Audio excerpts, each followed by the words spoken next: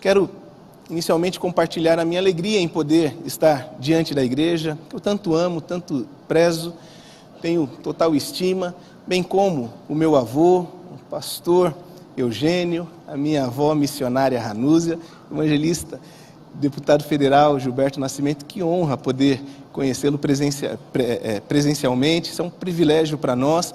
E eu nesta ceia das 8 horas da manhã, tive a oportunidade de ministrar a palavra baseada em João, capítulo 15, verso de número 15, quando nós descobrimos, e a palavra nos trouxe o entendimento de que somos feitos amigos de Deus, com um propósito, o propósito de frutificarmos. Somos colocados nesta posição, desfrutamos desta condição, para que através de nós Deus faça grandes coisas.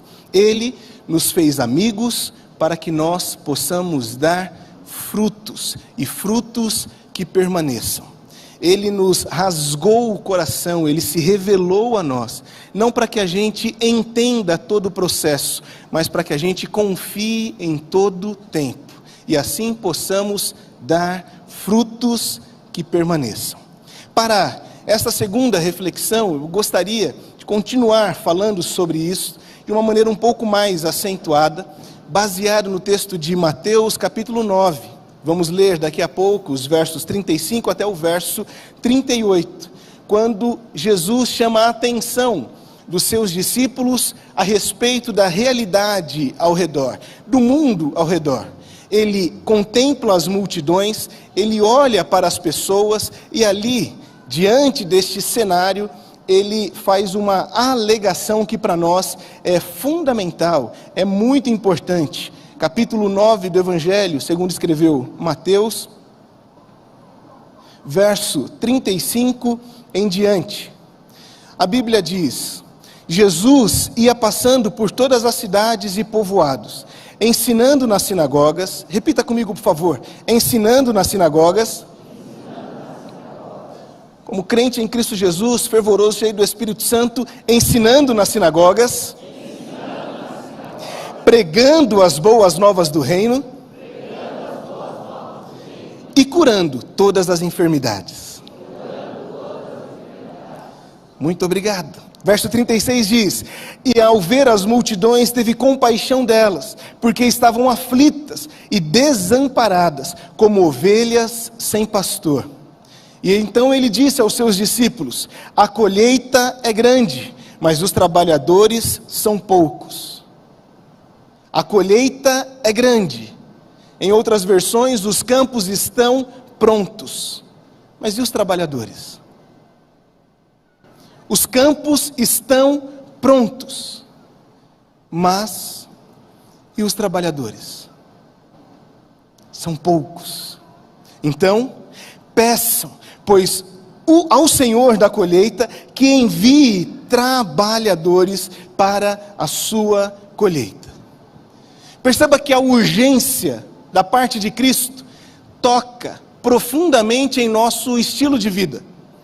Aquilo que interessa ao Pai deve ser prioridade para nós, a sua igreja. Quando Jesus olha para esta nação, quando Ele olha para o povo, quando Ele olha para as pessoas, Ele contempla de forma piedosa, caridosa, generosa. Ele olha com compaixão e vê as necessidades do povo. E aí nos chama a responsabilidade. Os trabalhadores são pouquíssimos, estão escassos. Peçam ao Pai para que envie trabalhadores, porque o campo está pronto. Campos estão prontos. E os trabalhadores? Durante a viagem tive a oportunidade de conhecer inúmeros irmãos da fé que pregam a palavra de maneira tão sábia, tão maravilhosa. Um deles, o pastor Carlos, que reside na Alemanha, um pastor brasileiro, erradicado na Alemanha, pregando o evangelho naquele país, berço da teologia liberal que nos faz tão mal. Ele compartilhou com dor no coração uma história que eu quero trazer aqui para nos incomodar, nos chamar a atenção. Ele conta que a Alemanha tem sido alvo de diversos refugiados de guerra. E um iraniano, muçulmano, chegando na Alemanha, entendeu que precisava de Cristo Jesus.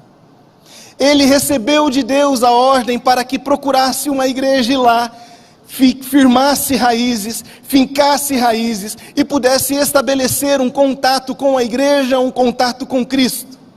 Ele procurou e encontrou uma comunidade destas liberais. Quando afirmou a sua necessidade, ele ouviu a resposta dos líderes desta comunidade que dizia: nós vamos te ajudar. Se você precisar de casa, nós podemos te proporcionar. Se você precisar de recursos, nós podemos te ajudar.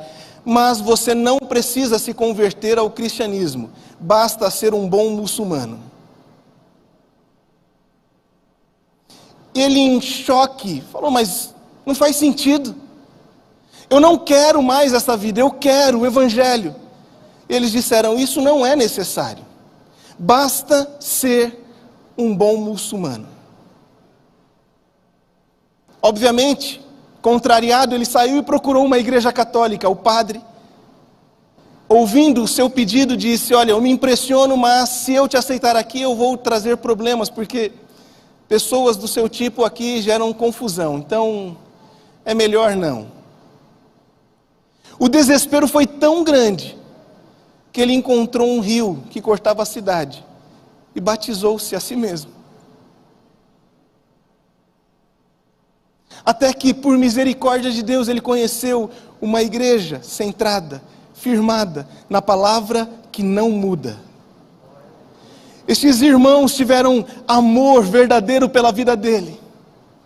E com muito amor, com muito carinho, pregaram-lhe o verdadeiro evangelho, discipularam o nosso irmão, batizaram como Cristo mandou, em nome do Pai, em nome do Filho, em nome do Espírito Santo. Este que hoje é um missionário que prega o evangelho que jamais mudará. É terrível a compreensão de alguns acerca do respeito às individualidades. Estamos falando de eternidade, estamos falando de vida eterna, estamos falando de eternidade no céu ou no inferno. Como se respeita isso? Como silenciamos diante de alguém que está perdido e caminhando para o inferno? Como que a igreja pode se calar e respeitar quando aqueles alvos de todo respeito vão para o inferno? Isto não é amor. Isto não vem de Deus. Aqueles que assim pensam estão enfeitiçados por Satanás, pelos demônios, estão enganados e enganando. Entenda, os campos estão prontos. Você, igreja de Cristo Jesus, foi levantada por Ele para ser um pregador, uma pregadora. Não silencie. Não traga para dentro aquilo que Cristo mandou, ordenou que fosse dito, fosse proclamado, fosse pregado. Que mentalidade estranha a respeito disso. Spurgeon, príncipe dos pregadores, faz uma citação muito interessante. Ele afirma que se estamos indo para o céu e não temos prazer nenhum em contar em todo o tempo a todas as pessoas a respeito do nosso destino, talvez apenas achamos que estamos indo para o céu. Talvez apenas achamos. Friedrich Nietzsche, filósofo alemão, que cunhou a expressão Deus está morto, a razão matou Deus, tornou obsoleto, desnecessário e insuficiente. Ele, com ascendência cristã, filho e neto de pastor, ele reconhece que o crente tem uma marca terrível. Falou, vocês estão indo para o céu, mas alguns carregam uma carranca de inferno, cara feia, o tempo inteiro para baixo. Você está a cada segundo mais perto de viver a eternidade com Cristo. Em nome de Jesus, avisa o seu rosto, avisa o seu coração, que as tribulações desta vida, como diz o apóstolo Paulo, em nada podem se comparar com a glória que há de ser revelada. Avisa o seu rosto, avisa o seu coração e abra a sua boca. Os campos estão prontos. E os trabalhadores? E os trabalhadores? Como nós devemos fazer isso? Como nós devemos instruir? Como nós devemos pregar? O texto bíblico explica. O texto é muito claro. O texto nos mostra que não tem nenhum grande segredo. Absolutamente não existe.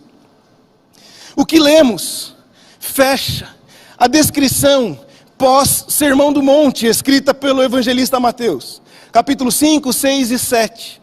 Jesus está posto por Mateus num monte, ali ele ministra o famoso sermão das bem-aventuranças. Um sermão que é basicamente a descrição do nosso código moral. Quem nós somos, ali está escrito. Bem-aventurados os que, por causa do meu nome, são perseguidos, pois eles herdarão a terra. Bem-aventurados os que choram, pois eles serão consolados. Isto é o que somos. Ali Jesus não revoga nenhuma lei, muito pelo contrário, no cerne, no coração do Evangelho, no verso 17 do capítulo 5, está escrito: eu não vim revogar nenhuma lei, eu vim cumpri-la integralmente. Toda a lei de Deus é boa. Esse texto para nós é extremamente urgente. Jesus fala aquilo que é preciso para toda a nossa caminhada.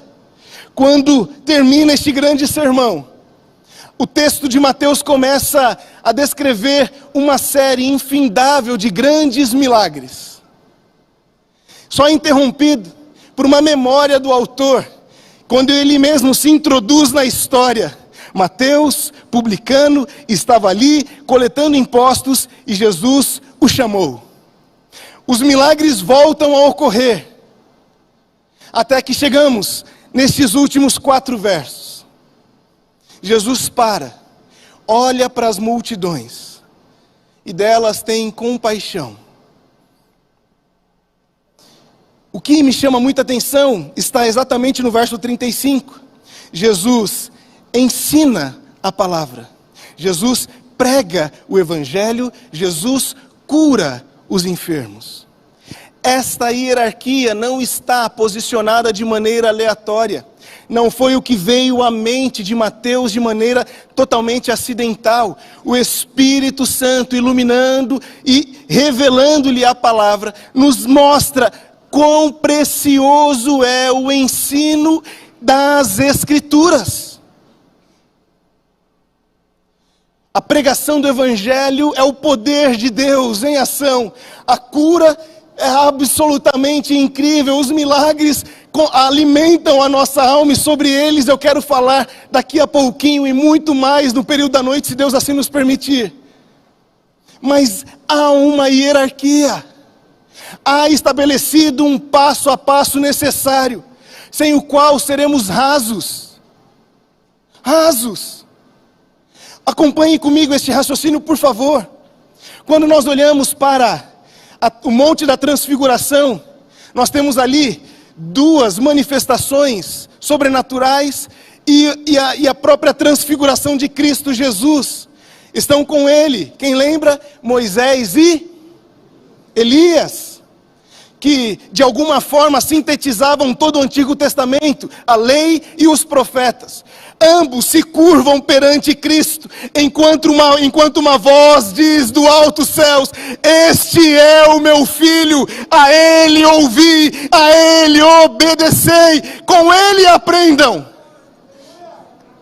Moisés, Elias e Jesus vivenciaram ante as gerações que mais viram milagres. Qual outra geração viu o que Deus fez através de Moisés? O mar abrir, comida caindo do céu.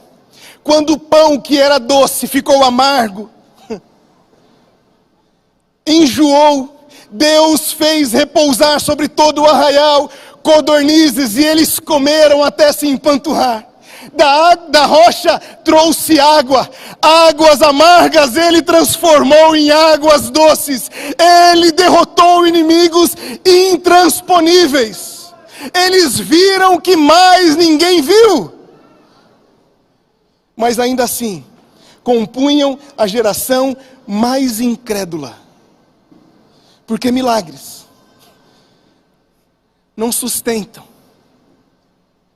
A gente tem a condição de reclamar de milagre. Ou quem nunca curtiu aqueles memes da segunda-feira dizendo que um dia é ruim? É ruim por quê? Porque tem que trabalhar. Mas quando estava sem trabalho, pediu o quê? Trabalho. Aí agora trabalha e faz o quê? Reclama do trabalho. Era ruim porque estava solteiro, pediu uma esposa. Fala, Deus. Pediste bem. A respeito disso, Deus já usou o evangelista, deputado federal. E tudo que ele disse, foi Deus quem disse. Mas a gente reclama. De milagre, a gente reclama. Israel olhava para o maná e dizia: credo, é azedo, ruim. Se tivesse aquele alho, aquela cebolinha, aquela cebolinha do Egito. A cebolinha do Egito, meu querido, vem acompanhada de chicotada, porque você era escravo. E reclama da comida que Deus dá no meio do deserto. É impressionante ver e ouvir testemunhos incríveis que eu vi e quero compartilhar daqui a pouco. Mas como me encanta o trabalho de discipulado que a igreja faz em todo o Oriente Médio. Pois eles sabem que estes testemunhos miraculosos e são incríveis. Eles realmente nos chamam a atenção e são uma convocação, uma espécie de chacoalhão. Mas o que sustenta a igreja no caminho da perseverança da fé é se debruçar sobre as Escrituras. Quando Deus deu uma ordem para Josué, foi a seguinte: então somente seja forte e corajoso, e da lei não te desvie nem para a esquerda, nem para a direita. Em tempos de loucura sociológica, nós não caminhamos para a esquerda ou para a direita, meditamos na lei de Deus, de dia e de noite, de dia e de noite, de dia e de noite. O que falamos? Lei de Deus, de dia e de noite. O que oramos? Lei de Deus, de dia e de noite. O que cantamos? Lei de Deus, de dia e de noite. A palavra de Deus, que é viva, imutável, eterna e perfeita, nela meditamos de dia e de noite. Os nossos filhos na palavra são instruídos de dia e de noite. Os nossos conflitos pela palavra são resolvidos de dia e de noite.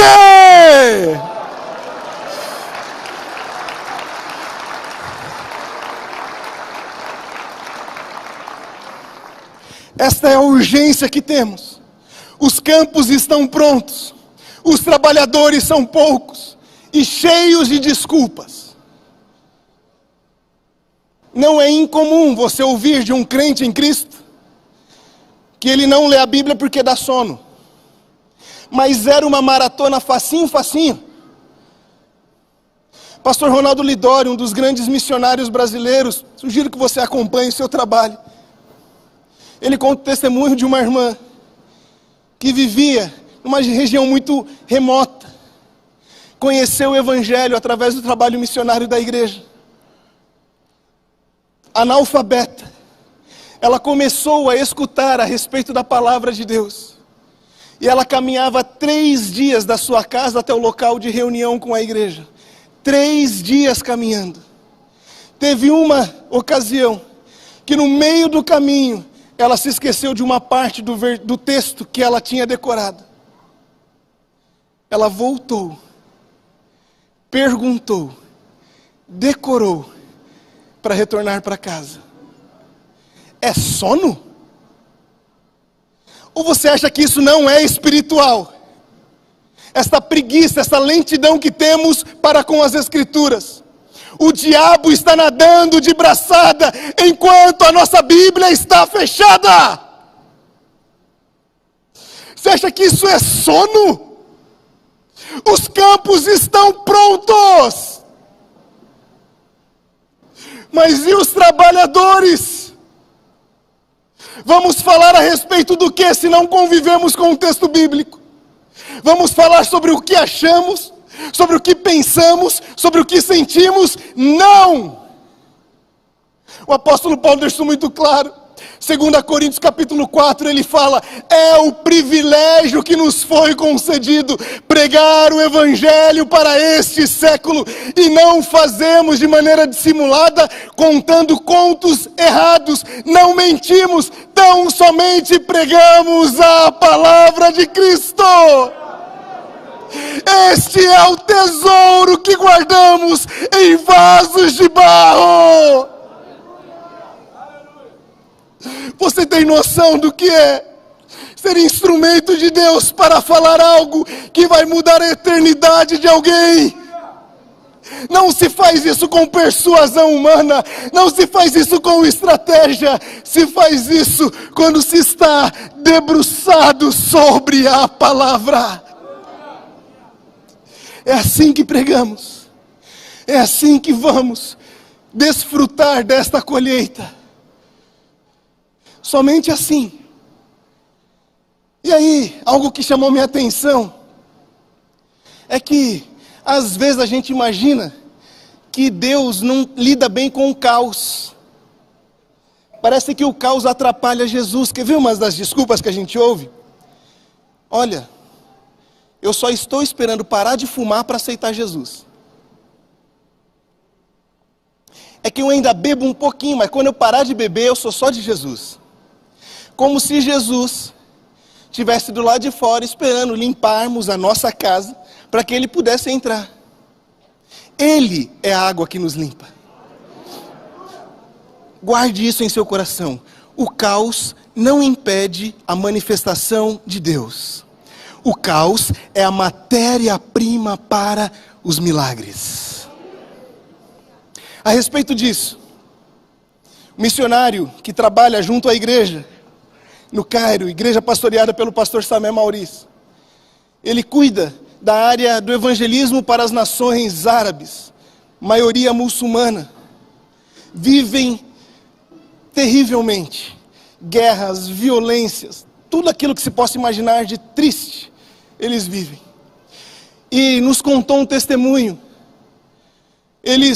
A igreja plantou um campo de refugiados para que algumas pessoas pudessem se acomodar no caminho distante da guerra. E lá eles tiveram acesso a histórias terríveis, dolorosas demais. Um caos absoluto. A história que ele compartilhou conosco começa com uma mãe ao lado de uma barraca, gritando em agonia, pedindo ajuda da igreja, intervenção da igreja. Quando os missionários abrem a barraca, tem uma menina de aproximadamente 15, 16 anos, com uma pedra, ferindo-lhe a cabeça fortemente. Os missionários paralisam, até que um vai e interrompe, consegue segurar a garota, e ela, em agonia, grita e tenta se machucar. Quando eles conseguem acalmá-la, vão entender a sua história. Fugindo da guerra, o pai e a mãe se separaram dela e da irmã mais nova. Elas se esgueiravam em meio às fendas e às matas fechadas, enquanto as bombas caíam ao seu lado. Tiros passavam rasantes à cabeça. E ela, segurando a mão da irmãzinha de aproximadamente 5 anos, corria com toda a força para sobreviver. Até que uma hora, ela olha para trás, e tudo que ela segura é a mão da irmã, porque o corpo está despedaçado. Ela não consegue se perdoar como ela morreu e eu não. Por isso, naquele campo, ela pega uma pedra e tenta tirar a própria vida da maneira mais dolorosa que ela encontra. O caos, absoluto caos, até que se encontra com a palavra de Deus. Esta menina foi evangelizada, foi dada a ela a esperança da vida eterna, naquele instante que ela compreende que Jesus Cristo é o seu Salvador. O Deus eterno agora mora em seu coração, habita nela, a sua face é transformada, ela hoje é uma missionária.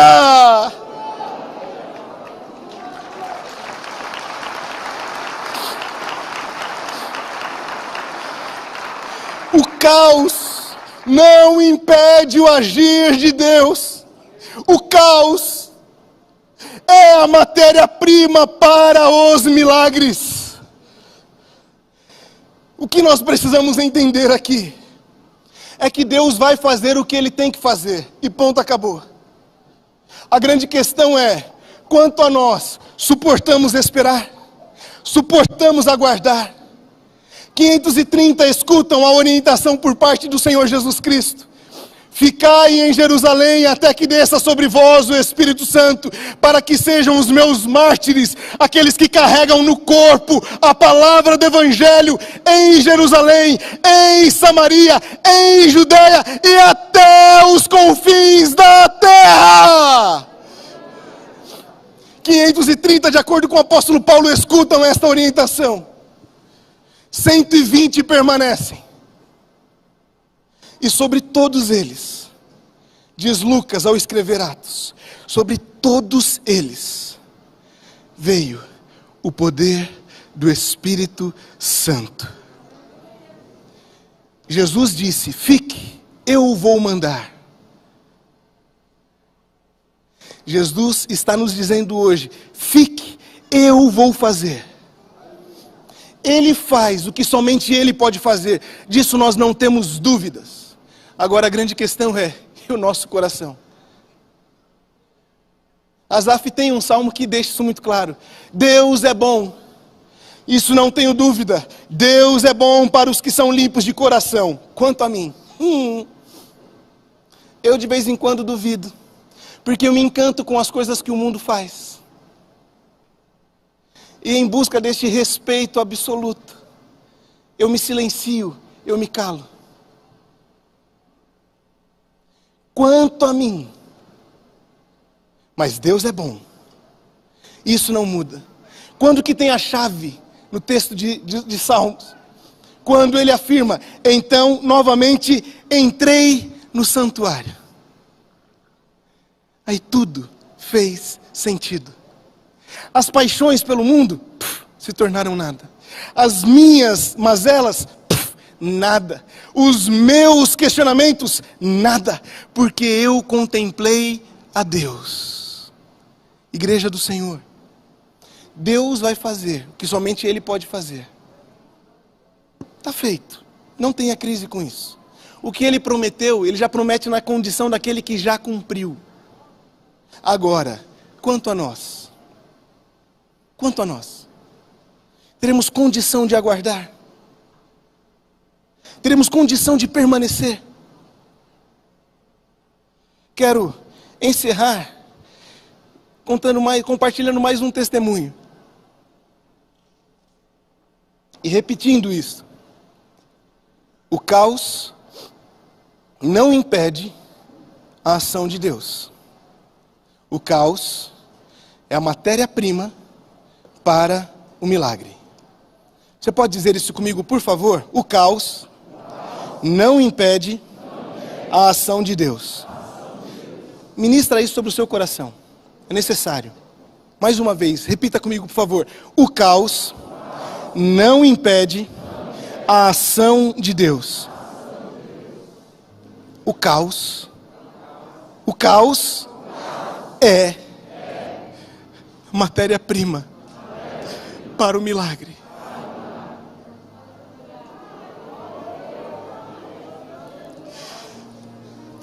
Na cosmovisão muçulmana, converter-se ao evangelho, converter-se ao cristianismo é uma vergonha para os membros da família. E para eles, vergonha se lava com sangue. Então, se alguém se converte ao evangelho, este precisa ser morto.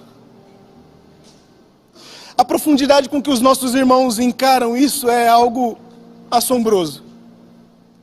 Pois eles entendem, literalmente, o que o apóstolo Paulo descreve em Atos 20 e 24. Não tenho valor em minha própria vida, a não ser que eu cumpra o meu chamado, que eu conclua a minha carreira.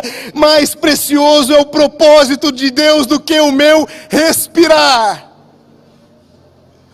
Então eles encaram o que nós nem imaginamos ser possível, de uma maneira muito profunda.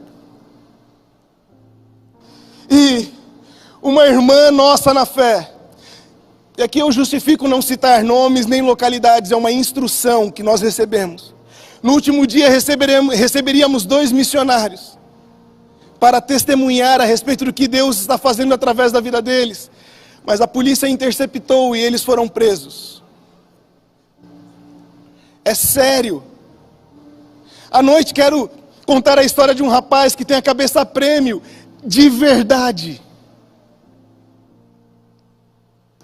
Esta nossa irmã chega em casa com toda a coragem e ousadia e afirma ao seu pai: Pai, eu quero te comunicar que eu creio em Cristo Jesus. O pai olhou para ela, imediatamente tirou os filhos das mãos dela e colocou bem distante. Trancou dentro de um quarto, enquanto chamou o marido e a mãe para juntos definirem quem é que vai matá-la. E este é o cenário. A nossa irmã está dentro de um quarto, ouvindo através das paredes o marido, o pai e a mãe decidirem quem iria matá-la.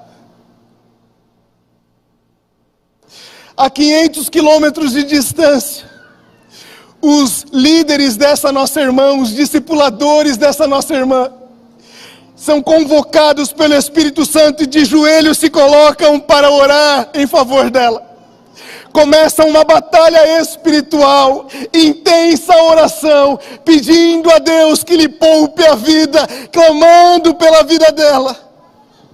A nossa irmã está no quarto, orientada pelo Espírito Santo, ela se ajoelha e começa a agradecer a Deus pelo privilégio de dar a vida em amor a Cristo. Este é o caos. Pai, mãe e esposo discutindo quem iria assassiná-la. Mas o caos não impede o agir de Deus. O caos é a matéria-prima para o milagre. Quando tudo caminhava para a execução da nossa irmã, a igreja, a 500 quilômetros de distância, em oração por ela, até que de repente, soberanamente, majestosamente, ela aparece na casa dos irmãos que estavam orando por ela. 500 quilômetros de distância. Deus tirou ela daquele quarto e Ele a transportou em segurança. Ele fez, Ele faz.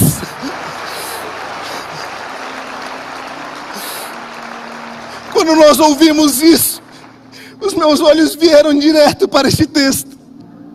Quando saíram da água, o Espírito Santo arrebatou Felipe repentinamente. O eunuco não mais o viu, e esse, cheio de alegria, seguiu o seu caminho. Porém, Felipe apareceu em Azoto, e indo para Cesareia, pregava o Evangelho em todas as cidades. O caos que este mundo vive não interrompe em nada o que Deus tem para fazer. O caos que a sua casa vive não interrompe em nada o que Deus vai fazer. O caos que o seu coração está não é suficiente para barrar o que Deus está fazendo agora. O caos não pode impedir a ação de Deus. Antes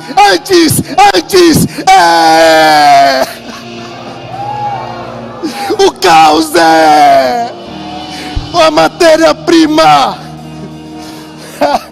para os milagres de Deus. Entenda isso, creia nisso, viva isso. Louvemos ao Senhor Jesus.